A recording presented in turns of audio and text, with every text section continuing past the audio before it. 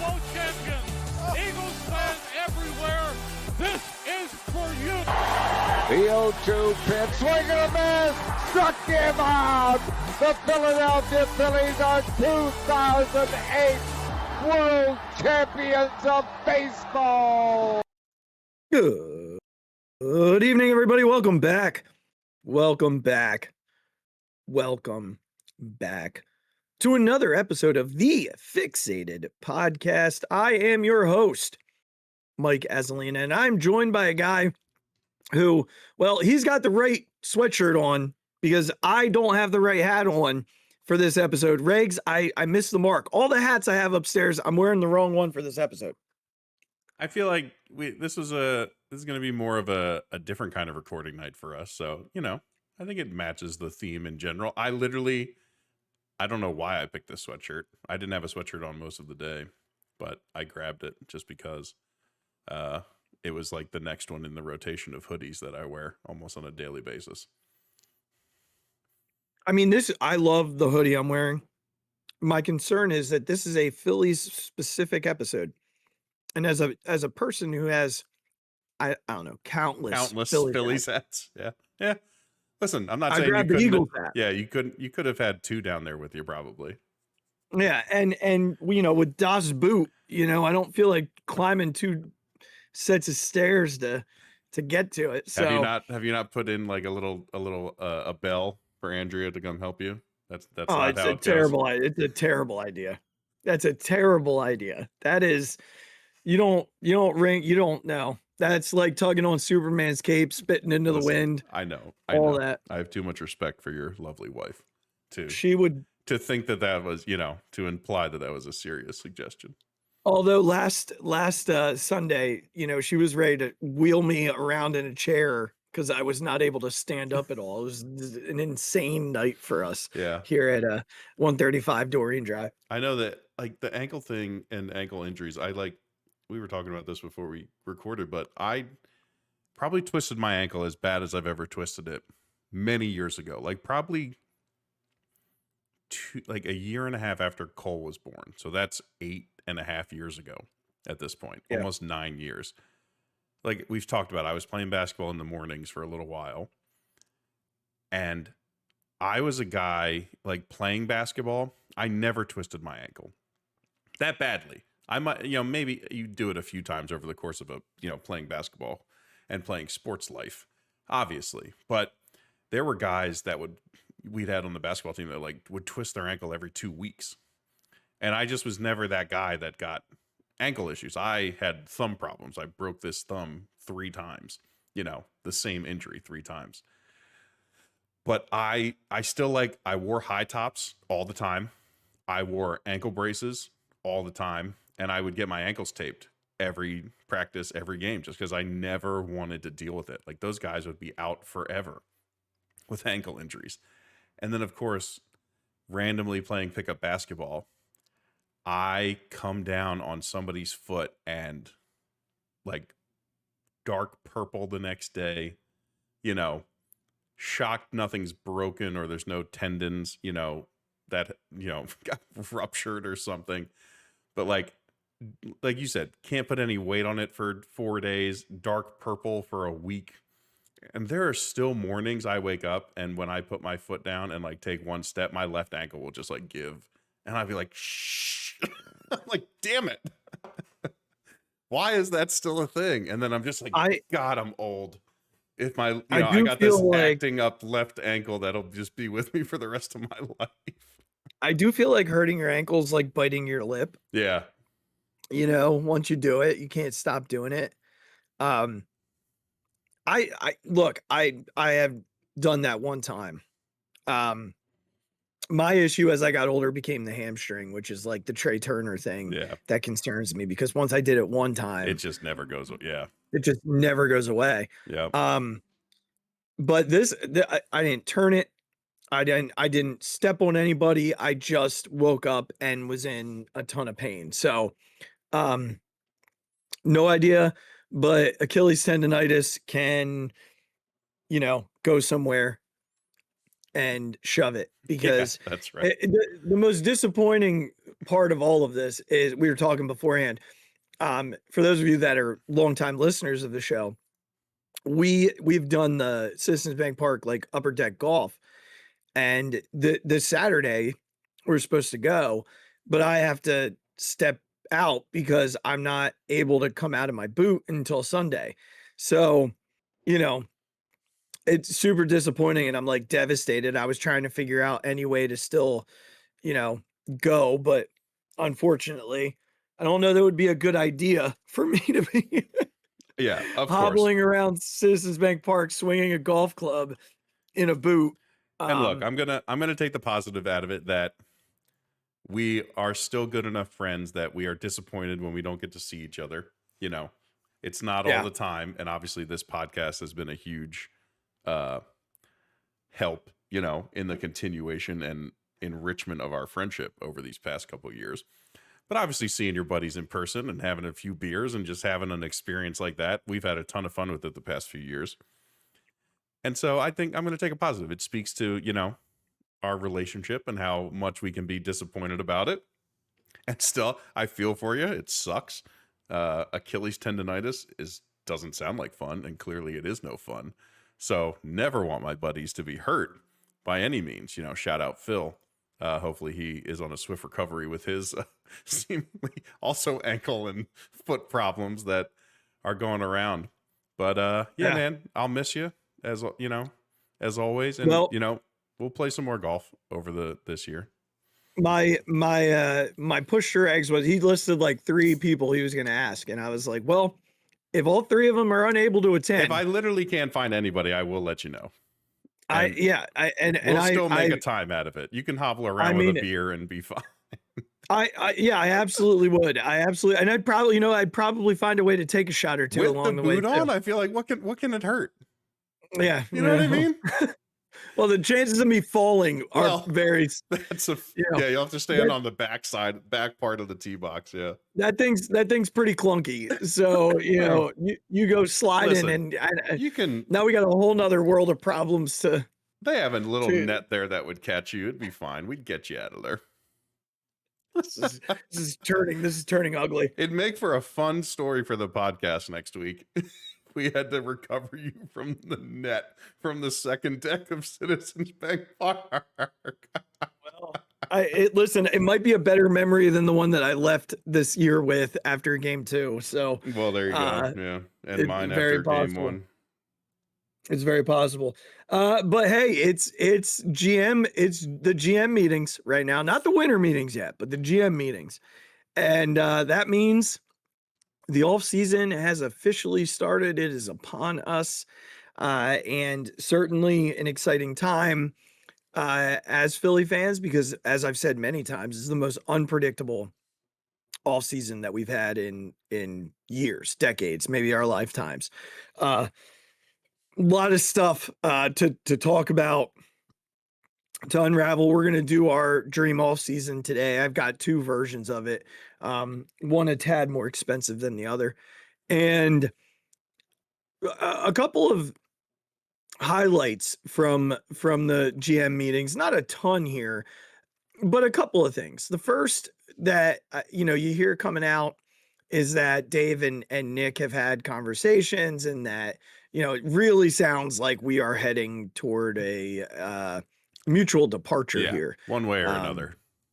I don't, that seems to be pretty definitive. He's been asked about Alec Boehm, and he's played the coy where we love Alec, middle of the bat,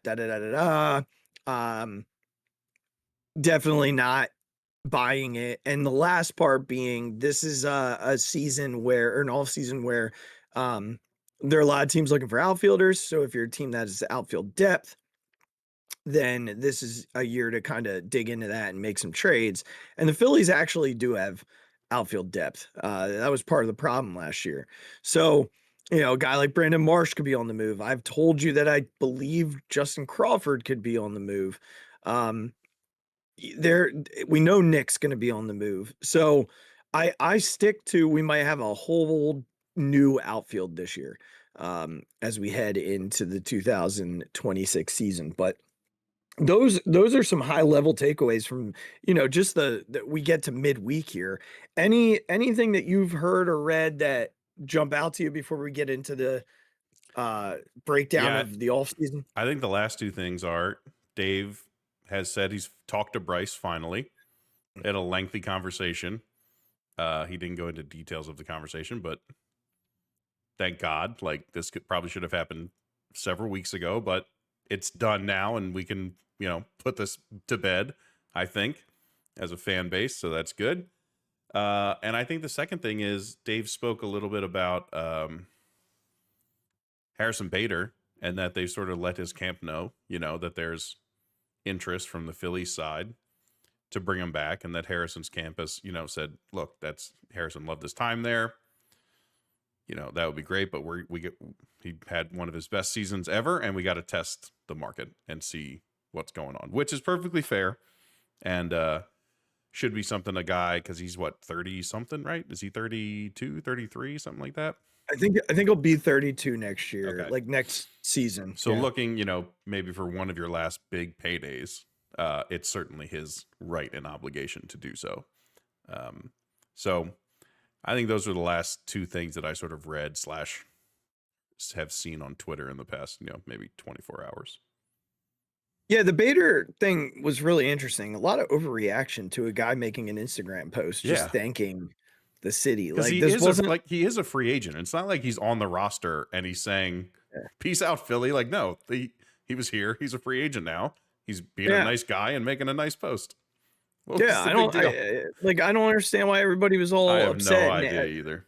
Immediately like, oh, well, I guess he's gone. Well, yeah, I mean, he's a free agent, but it doesn't preclude him from coming back to Philly because he, posted something on Instagram thanking us. It wasn't like sayonara, assholes. It was like, right. I really love my time here, and I want to say thank you. And he didn't close the door to anything. So now, that being said, I have him in neither one of my off seasons. All right, there you go. I think he's more of a complimentary ad, and I did not go that route. I love the guy, and I would love to have him back.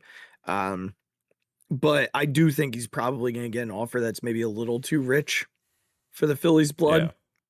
After this season, and good for him. It's good, like Dave said, there's so much demand out there for right-handed outfielders. Sure. Right-handed hitting outfielders. That I think you're right. I think the market sort of prices him out of what the Phillies would be willing to pay him. But to preface this is one of my favorite podcasts we do every year. I love just sitting back and listening to the time you take to put this stuff together. So you're not going to hear a lot of Regz on this one. I just love to sit back and listen. I'll ask my questions, or have a few comments here, but this is one of those Let Azzy Cook podcasts, and I'm all for it because I love it. I literally go back and listen to these like weeks later. Well, I go back and listen to them just for fun, and Well, I certainly cooked. This is the most cooking that I've ever done. You got me all riled up at work today when you were texting me about it. I was all ready to go. Well, I have spreadsheets, and that's what I mean. I'm so ready. I'm going to share them with you so that you can, I think you should take a picture and post them to like the Instagram or something. I mean, I will, because this was a labor of love. Let me tell you what these are so that you can envision them. So I've got 2 different Google sheets. Yep. And each of them have 3 separate sheets within them. So the first sheet is just this year, like the current roster as is right now with salary. Mm-hmm. Okay. So it has Nick Castellanos on it. It has Zach Wheeler's salary, like all of that. Yep. Right. The other thing that I did was I put like the anticipated arbitration numbers. So like Alec Boehm's 10.5, right? Something like that. And then I went down and I did like the buyout, the non-arbitration salaries. Like, what's that going to look like? The 40-man salaries. How much money do you need for that? Player benefits.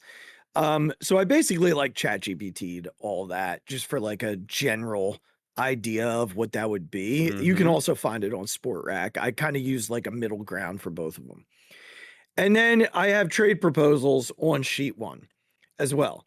sheet 2 of these, if it lets me switch to that sheet for whatever reason, it's like frozen on sheet 1. Sheet 2 has the payroll for 2026 as constructed, like the new one with my additions. And then I put a 2027 payroll and a 2028 payroll. So I would see where they'd be at with money. Now that doesn't like have, like if they were to extend Jesus Luzardo, when Duran's no longer there, I took him off, even though I think those are 2 guys they'll extend. And then sheet 3 has the 40-man roster of what I create as the 40-man roster. It has the trade ads and it has free agent ads. So it has like the whole 40-man for both scenarios. So yes, I'm a psycho. I mean, look, I know we love the High Hopes guys on this podcast. One of the early adopters of Mr. Fritz. You know, you can go back and listen to his interview with us before he was really famous. And he joined the podcast. But where else are you getting this, people? This is why you press the button. This is why you press that big subscribe button. This is why you come back. This is the stuff we give you for free, by the way. This is all free. Yeah.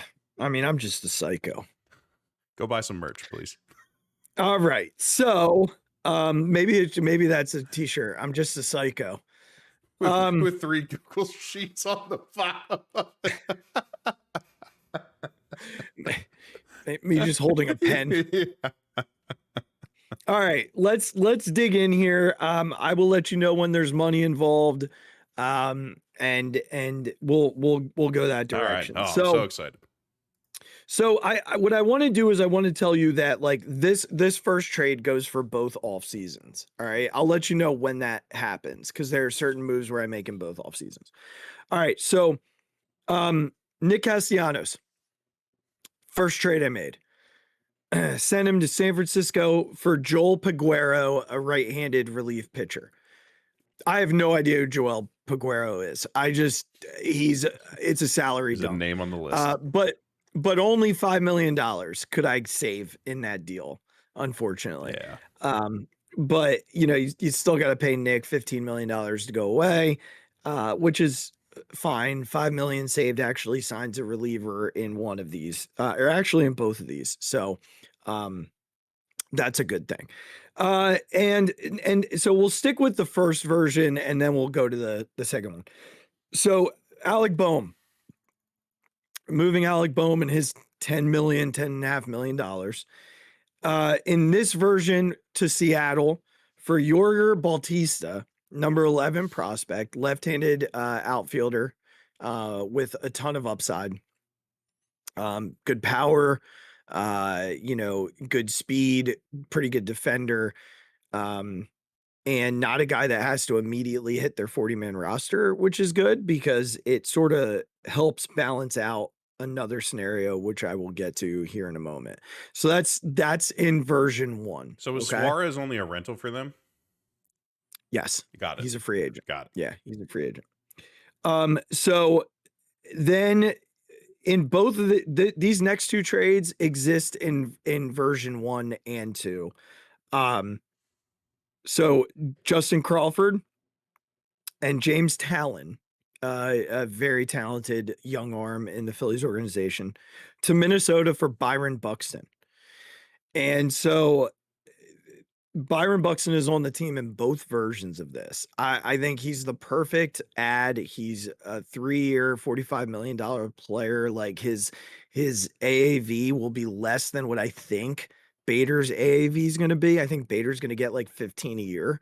And it's just $1 million, but that $1 million is helpful. And Buxton is an elite player when he's healthy, like elite power, elite speed, elite defense.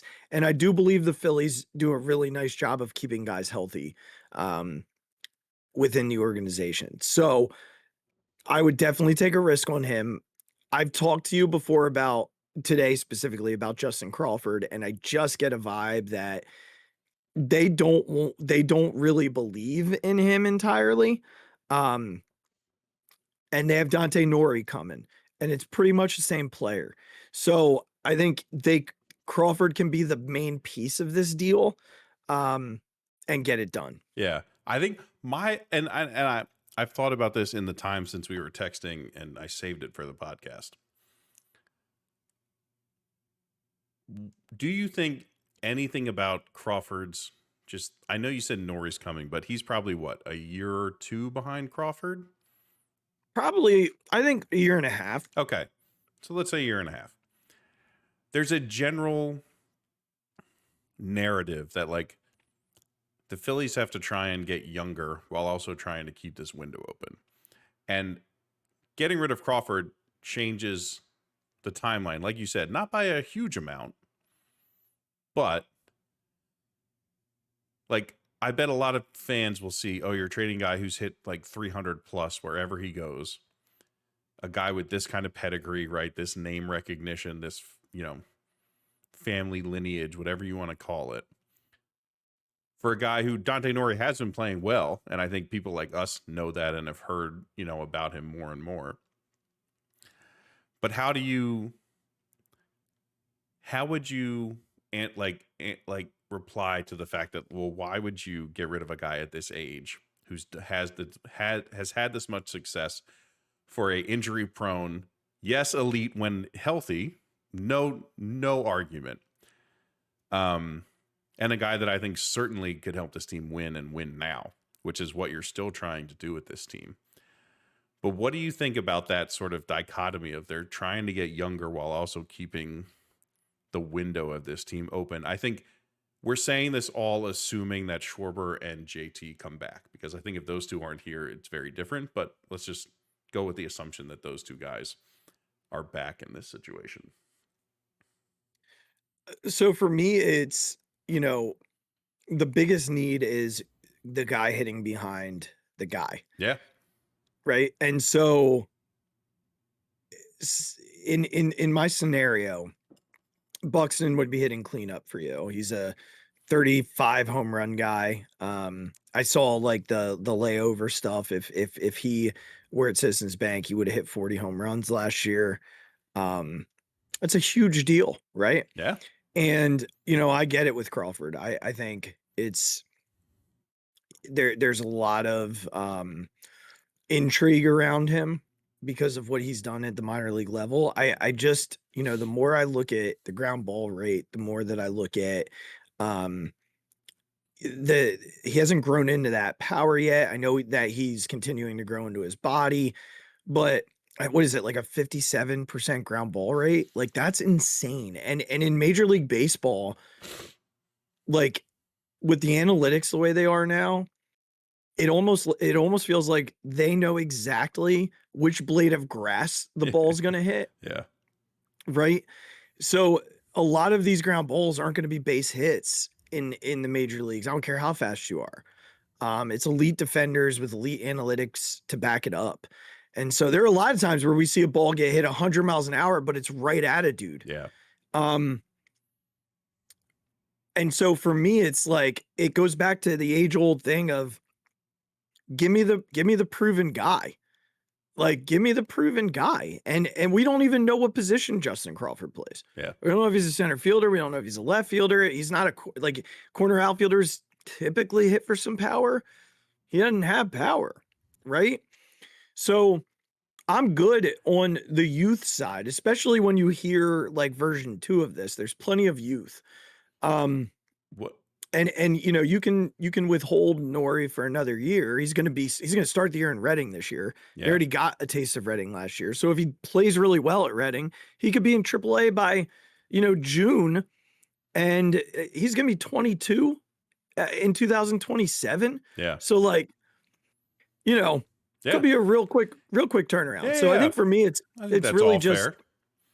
Yeah. What do you think about, and I literally just thought of this as you were talking. Do you think anything gets this done that's not Crawford, and Crawford could play center and you put Buxton in a corner to maybe save his legs and something like that? There's definitely potential for, but I mean, if Buxton comes, he's playing center field, and you make up for the lack of power in left field just with him playing center field. Yeah, I get it. It's like it's like 6 here, half a dozen. I just mean to maybe save his legs. Like maybe there's a way to do it. I just think, I've seen some proposals where like Marsh is in it, and then you throw in a couple of like prospects, like maybe a Rune Escobar or something like that. And so I think there's a world where it can happen. If I'm the Twins though, and I'm trading this version of Byron Buxton, I'm probably asking for the outfielder that I can have for 6 years. Yeah, right? that's fair. Yeah, sure. But I'm sure there's a way. This was the most sensible. Yeah. Sensible deal, but I'm sure there are other ways to get it done if you want to try and keep Crawford. I just struggle with like the Phillies wanting to when they wouldn't even bring him here to take over for Max Kepler. Very weird behavior from the Phillies. Very weird behavior. So Buxton's on the team with that deal in both versions. Okay. This next trade is also a both version trade. It's Taijuan Walker and $9 million. So you basically just split his contract. And Gabe Rinconis, a guy who I think they are going to try and deal because he's going to be a 40-man casualty. I don't see him getting on the 40-man roster. I just don't see like a fit for him. He doesn't hit left-handed pitching well. It just doesn't make a ton of sense to Baltimore. And I think the Orioles, give us a little bit of a reclamation project with Heston Kjerstad.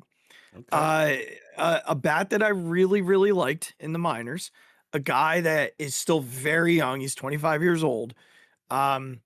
Little bit of a reclamation project, still has an option left if the Phillies want to, teeter him into AAA, and see what happens. I really like the idea of Heston Kjerstad. I like left-handed bat, young, good pop. Plate discipline sucks, so that's kind of something to work with. But maybe you give him Kevin Long and just see what happens. Like Brandon Marsh, I know people don't think he's gotten better. He's gotten better. So this could be that next reclamation project, and you clear $9 million along the way. And I think he's more playable than Gabe Rinconis. So that's in both of the versions as well. Okay. Yeah. So now we get into the free agency situation. And I will give you version 1 first, and then we'll talk through that and what that would look like lineup wise and money wise, okay, in totality. So it starts with Kyle Schwarber returning on a 4-year, $110 million contract. So that AAV is about $27.5 million. I don't see the Phillies getting to 30 here, but I think if they can get in the ballpark of another team who's going to offer 30, I think he would come back. I don't think he's going to quibble over, what would that be over the course of 4 years, like $15 million. I really don't think he's going to quibble over that. Especially with how much he likes Philly. So that's one in version 1. JT Realmuto returns, 3 years, $36 million. Okay. So 12 a year. Over the next 3 years. I'm okay with that. And again, I don't think he's going to quibble very much. I love Kyle, but God damn it, $27 million. Yeah, I don't see it happening for less. I know he's really good, but like, good Lord, he's what, 34? No, 30. He'll play most of the season at 30. He'll be 32 to 33. Oh, all right. Okay. That's a little bit better. Mm-hmm. Yeah. JT's like 36. Yes. JT is much older. Yeah. Okay. Now I kept Brandon Marsh. Okay. In this scenario, but I got him a platoon partner in Rob Refsnyder. All right. Rob Refsnyder hits like a million off of left-handed pitching. Yes. So you can throw him in left field with Marshy in this scenario and let it ride. Okay. Yep. So 1 year, $4 million. Oh, all right. Seemed about right. Yeah. Okay.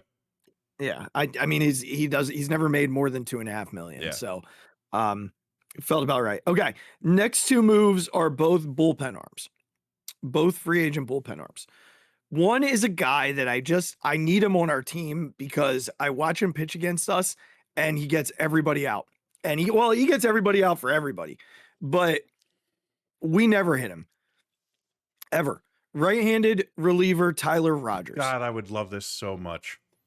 I would love this so much. I need it. And he's in both versions, by the way. God, I would love to have that guy. He is in both versions, and Kyle Schwarber's in both versions. Notice I did not say J. Realmuto. God, I'd love to have this guy. So Rogers, 2 years, $18 million. I've seen some places that have it as a 3-year deal. I don't think the Phillies will touch 3 years. That is not something they typically do with relief pitchers. 2 years is even a stretch. But How two, old 2 is years, he? 18, like 34, 35, or he might be older than that. He might be like 37, 38, actually. He doesn't throw hard. He doesn't throw hard though. Yeah, he doesn't throw hard. So you don't really worry about, and literally the way he throws helps him not be hurt. He's 34.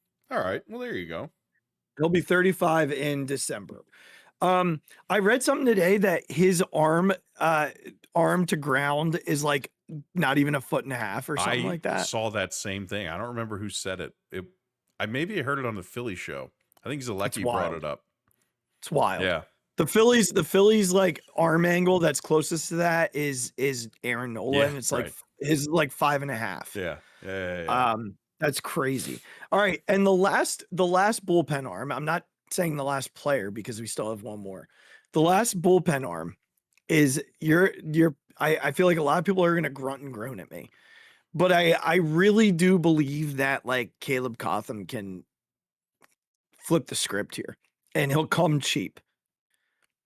Ryan Helsley. I know what happened in New York. I feel like that was set up for failure from the get-go. Like, he was the response move to Joan Duran. Mm-hmm. And he had a couple bad outings and just never bounced back. And this is a guy that still throws 100 miles an hour. It was all control for him. Lingering, maybe injury stuff. I think if you get him into the lab with Cotham, I got this as like a 1 year, $5 million guaranteed deal with upside with like incentives. But this is, to me, that if you can get him back to his old self, he and Duran in the back end with Rogers, Alvarado, Strom, and even throw in Kerkering. Yeah. Like, that's a really, really strong bullpen. He was really good for St. Louis before he got traded. Like, this is 100%. not, we don't have to think about 2 years ago with him. It was last season. Yeah. Like, he was really good. 100%. And you're going to tell me that, like, you'd rather, like, you're going to give more credence to the Mets pitching, like, coaching staff than the Phillies with Caleb Cotham? Give me Caleb every time. That's exactly. For $5 million? Are you kidding me? Of course I would take Ryan Helsley. Every time. Of course I would. Every time. Okay. So, all right. That would be a gross right-handed bullpen, by the way. Yeah, I know it. Tell me about it. Okay. Kyle Tucker, 11 years, $440 million. Listen. Mama. Listen, I couldn't do this kind of a project without Kyle Tucker. Now, this sends the Phillies into luxury tax hell. Let me just be very clear. It sends them into luxury tax hell. Before I go into what the lineup will look like, let me just tell you. Blush. Let me tell you what this means. First of all, he's got a qualifying offer. So the Phillies would lose their 2nd round pick, their 5th round pick, and a $1 million. They'd lose $1 million in international pool money. All right, okay. Starting off well. All of this together, without the penalty, puts them at $348,706,152, give or take. Mother of God. With the penalty, they incur a $26 million penalty for going over the tax. $374,100,000 would be their payroll with the tax. I mean, that's above the Dodgers this year, right? I think so, but the Dodgers will probably sign like Edwin Diaz and I look, and they'll do more of their deferments and things like that. So it probably would be, but I don't know if it's going to be above the Mets. Oh yeah, that's fair. So now here's the backing of this, because I know it sounds crazy. I know it. I already know that.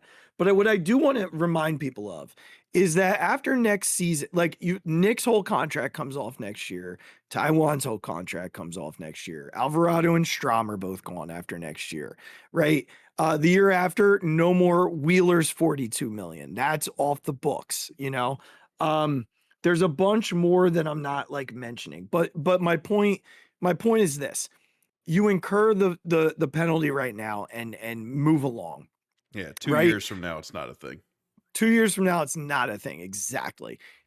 I do think it's a stretch, and I know that, which is why I did a second one.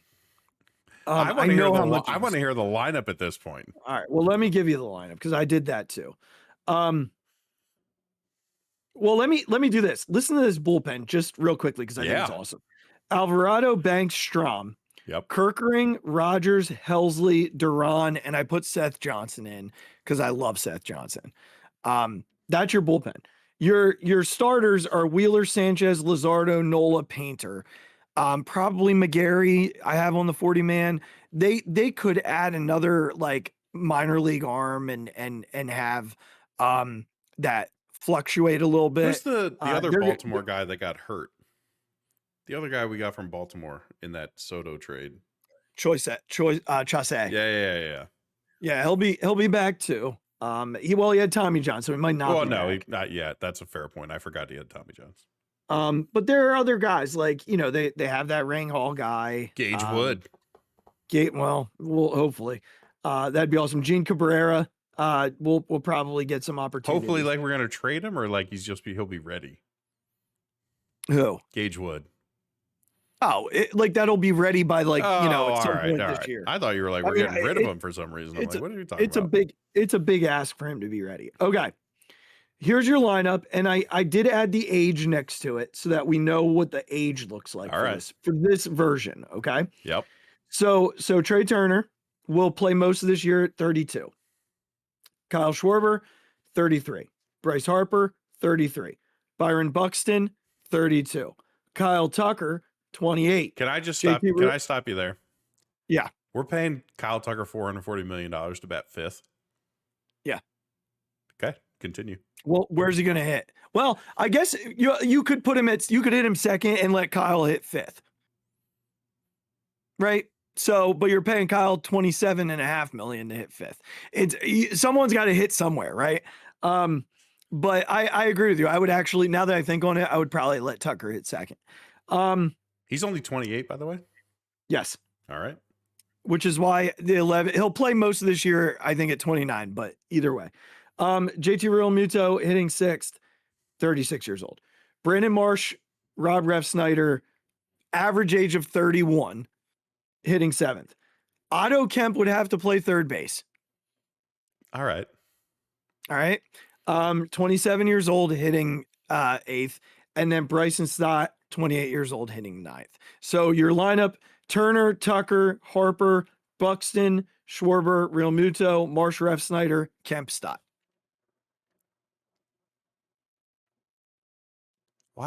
Who's playing left field? Marsh and Refsnyder. All right, yeah. Tucker's in right. Okay. Yeah. Yep. Wow. That top five is something. Holy cow. It's very good. Like, good Lord. It's very good. I'm very proud of it. There's so many lefties, but they're so good. Well, it's not much different than last year. No. I just mean, I'm not complaining. I'm just like, holy crap. Kyle Tucker's hitting fifth. Well, you're right. Second is much more accurate. Okay. So that's version one.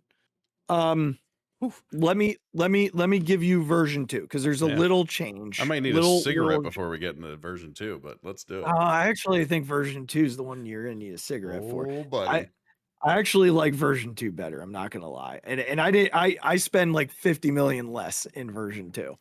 But you know, you got me going. You know how I nerd out on like cool little trades and stuff. I love it. Okay, so same thing. Nick traded same amount. Kjerstad is a Philly on the Walker Rincones deal.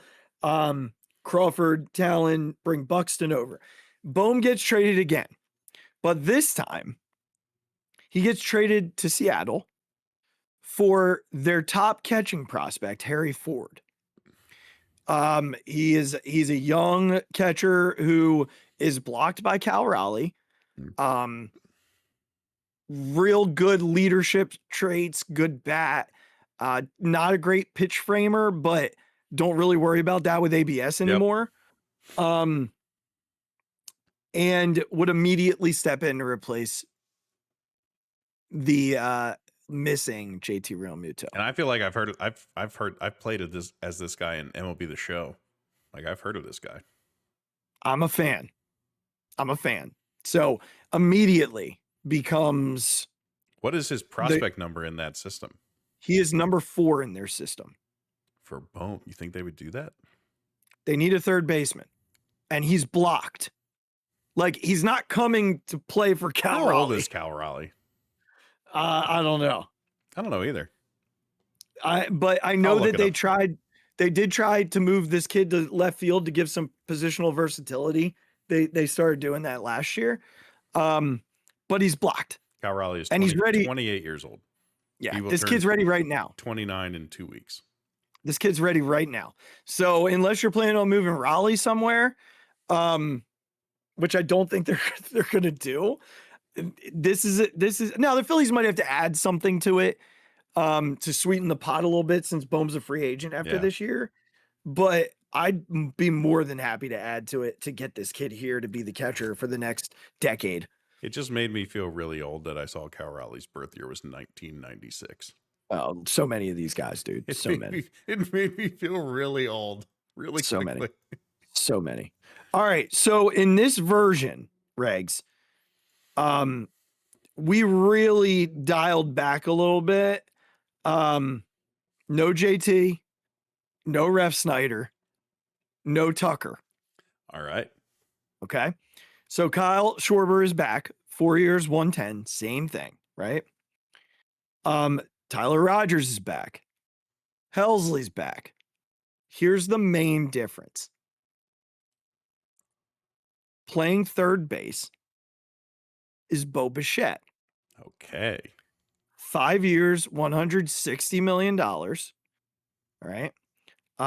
That's like you're looking at about 25, 26 million a year with that number. And some of my reasoning there is you can also give him opt-outs after each year. If he could still hit free agency and that clears the way for Aiden Miller. If he opts back in, you trade Bryson Stott and Miller or Bichette can play second. And so immediately it becomes doable. Now with those moves, they sit right at 304 million, which is where the fourth luxury tax is. So they would only incur like a $200,000 penalty. Nothing. Okay. And they could make moves during the regular season to add. Right. They could make a trade and bring someone on. So here's the lineup in this situation. And notice the age as we go. Trey Turner, 32, 33 throughout the year. Kyle Schwarber, 33. Bryce Harper, 33. Byron Buxton, 32. Bo Bichette, 28. Your platoon in left is now Marsh and Kemp. So like 28, 27, 28. We are going to let Heston Kjerstad get his chance to start. Okay. If it doesn't go well, that's where you make the move down the road, during the season. But I do believe in this kid. 26 years old. Harry Ford, 22 years old. 22 is wild. Bryson Stott, 28. How much younger they get Unbelievably. in this model is very interesting, because then consider, say the following year, Bichette stays. Aiden Miller now is your second baseman, right? You or trade even third Stott. baseman. You put Bo at second. Either way, right? Also, consider you could trade Brandon Marsh. All right.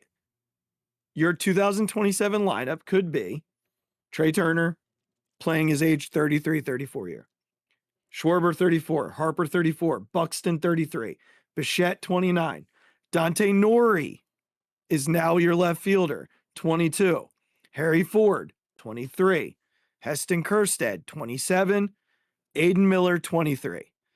In 2 years, That's you roll your wild. core over, Yeah. right? You roll your core over, and now your top 4 guys are in their early to mid 30s, but your next 5, like, roll your core out. And you're barely paying these guys. You're not paying Nori. You're not paying Ford. You're not paying Kjerstad. You're not paying Miller, right? You're not even paying Buxton, really. Yeah, really. Right.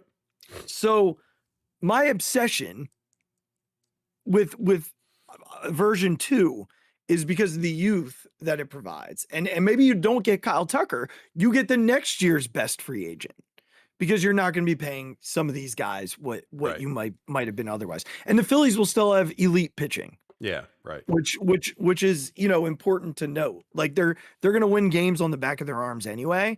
You're the only problem with this is you're leaning into youth, like, a lot. After number 5 in the order, like, you're banking on some guys to be good almost right out of the gate. But like you said, it's Aiden Miller, who we all believe in. Harry Ford, who's been a top prospect for years. Yep. Kjerstad obviously is probably the biggest wild card, and Nori, right? Those 2 guys are probably the biggest question marks at this point. Your top 5 is still Trey Turner, Kyle Schwarber, Bryce Harper, Byron Buxton, and Bo Bichette. Like, holy crap. It's awesome. Yeah. And if you're not ready to trust Kjerstad completely, then maybe you still bring in a Ref Snyder to Another platoon partner there, right? 2 platoons, or you bring in a guy like Ramon Laureano and platoon, out there, or, you could do something like that. Yeah. And I think we're all okay with it, but you're incurring a little bit of a risk. You're getting younger. And a lot of energy, a lot of life in that team, I think, that maybe wasn't there prior to. Ford is also very athletic. Like, he'll steal bases. I think he stole like 40 bases in AAA this year. So I gotta tell you, man, as much as I love, like, the star power and bringing, like, all these dudes back in one, real fun. That one's like a lot of fun. It is. Because just think, then you're really thinking, like, all right, my team for the future is Bo Bichette, Harry Ford, Aiden Miller, right? Those are your 3 top dogs. Obviously, we know Trey's not going anywhere. We know Bryce isn't going anywhere. So it's Trey, Bryce, Harry, Aiden, Bo Bichette. Like, that's not bad. Plus, you still have the pitching, and, like, obviously you'd still have to find the bullpen arms, blah, blah, blah. But that's not bad. Like, think of some other teams in MLB. Like, they have a lot less than that would be.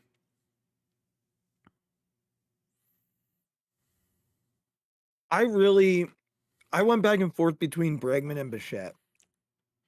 Bregman's so goddamn good. And it came down to age. Yeah, sure. He's 4 years older than Bichette. Yeah. Bichette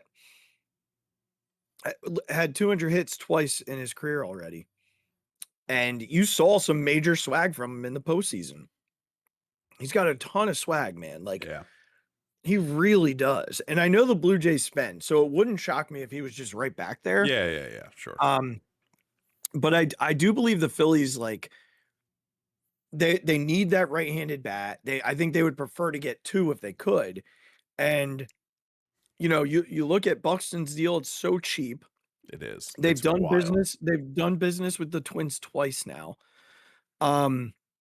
It would really lend itself, I think, to the Phillies to do something like this. And it's creative. You have no catchers in sight, so Ford immediately becomes your catcher of the future. I think there's real upside to number 2. I that's my choice. And you still have the same bullpen. I didn't change anything in the bullpen. I would still sign those 2 guys. That bullpen is gross. Yeah. I love it. I just love it. I love it. And you still have Rojas floating around if there are injuries, things like that. Like, Weston Wilson's still going to be floating around. Garrett Stubbs is still going to be there. Maybe you go into the year with instead of Marchand, you just non-tender Marchand, and Stubbs is there to kind of mentor Ford. Yeah. Right. So a 22-year-old catcher, like, good Lord, that changes a lot of stuff. That changes a lot. I'm just saying. That'd be sick. So that's where we're at with the dream all seasons. That's awesome. That's where we're at. We'll see what happens though, man. We certainly will. But hey, anything to add here? We will certainly update people as yes, we will. Moves are made, and baseball season's slow. We know that. I don't anticipate any moves until Thanksgiving. I think they want to get JT and Kyle done pretty early if they can. And then from there we'll see what happens. But yeah, I wouldn't anticipate a $350 million payroll like I gave them. Hey, you never know. They're charging a lot for parking nowadays, so you never know what they might be ready to do. And they up the ticket prices for this year. So that's right. We'll keep you posted though, and certainly let you know when. Yeah. Be ready for some emergency pods in your feed. Yeah. Like the Max Kepler one last year. That's right. When they trade for Heston Kjerstad, be ready. Right. Hey, just be ready. Just be ready. And Byron Buxton. One for sure. You heard it here first, folks. You heard it here first. All right. Well, we will be back actually very soon. This one you're probably getting in your feed Thursday afternoonish, maybe. You're listening to it on your way home from work. But be ready. Friday or Saturday, you'll get the Eagles Sixers version. We did 2 this week just so that we can make up for some lost time, and we'll be back with that either Friday, Saturday, and then we'll get back with your regular schedule next week. So until then, I'm not going to go through the whole thing right now. I'll do it in the second one. What I will say is just search Phixated Pod on all your social media accounts and follow us. Click subscribe. Merchandise link in the show description. We got to get the I'm a Psycho shirt made. And Dave, Preston, also real quickly, Don Mattingly, bench coach for the Phillies. Mark it down right now. Why not? It's happening. It's happening. Part of my dream offseason. We'll talk to you soon. We love you guys. We appreciate you. Dave, do something. Thank you, everybody. Oh, my God. Deep to right field. Way up there and way out of here. The Philadelphia Eagles are Super Bowl champions. Eagles fans everywhere, this is for you. The 0-2 pitch, swing and a miss, struck him out. The Philadelphia Phillies are 2008 World Champions of Baseball.